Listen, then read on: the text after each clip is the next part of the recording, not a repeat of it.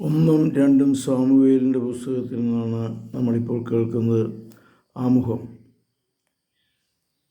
അവസാനത്തെ ന്യായാധിപനായ സാമുവേലിൻ്റെ കാലം മുതൽ ദാവീദിൻ്റെ ഭരണത്തിൻ്റെ അവസാനം വരെയുള്ള ചരിത്രമാണ് സാമുവേലിൻ്റെ പേരിലുള്ള 2 പുസ്തകങ്ങളുടെ ഉള്ളടക്കം.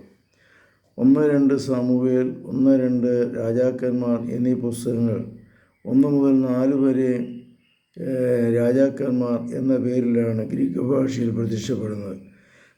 ചില ആധുനിക വിവർത്തനങ്ങളും ഈ പാരമ്പര്യം സ്വീകരിച്ചു കാണുന്നു. BC 1050 ഇസ്രായേലിന് ഫിലിസ്ത്യരുടെ ഭീഷണി വർദ്ധിച്ചു. ന്യായാധിപന്മാരുടെ നേതൃത്വത്തിൽ ഫിലിസ്ത്യരെ അവിടെ ഇവിടെ അമർച്ച ചെയ്യാൻ സാധിച്ചെങ്കിലും ശാശ്വത പരിഹാരമുണ്ടായില്ല.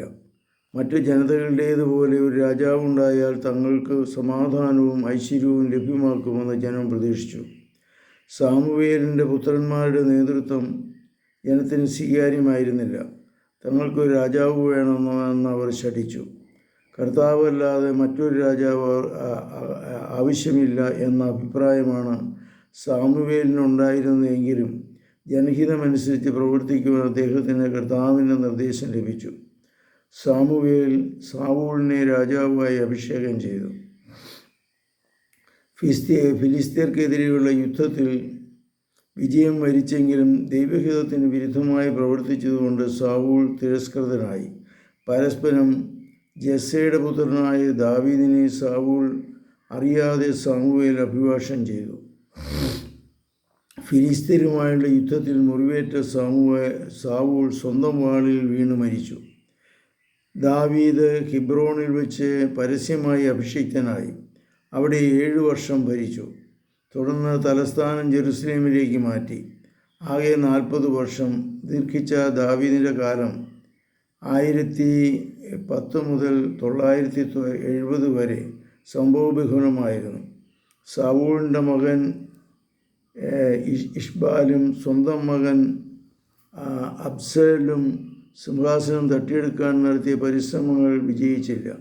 ബാഹ്യശത്രുക്കളായ ഫിലിസ്ത്യർ, അമലേക്യർ, മൊവാബ്യർ, അദോമ്യർ എന്നിവരെയെല്ലാം തോൽപ്പിച്ച് ദാവീദ് രാജ്യം സമാധാനം സ്ഥാപിച്ചു. ഇസ്രായേലിൽ ഐശ്വര്യം കളിയാടി.